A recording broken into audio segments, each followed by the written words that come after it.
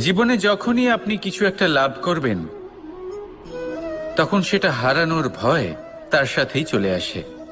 যেমন আপনি যদি ধন অর্জন করেন, ধন হারানোর ভয় তার সাথেই চলে আসে। সম্পত্তি অর্জন করলে সেটা লুট হবার ভয় তার সাথেই চলে আসে। আর এটা জীবনের সাথেও হয়।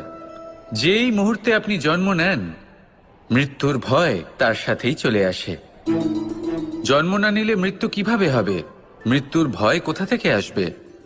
এবার এই ভয় কি সেটা আপনাকে বুঝিয়ে বলি।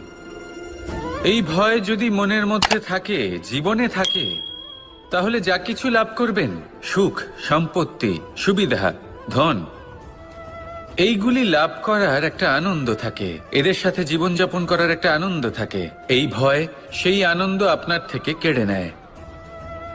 ধরে নিন কাল আপনার মৃত্যু হতে চলেছে। এবার কালকের মৃত্যুর ভয়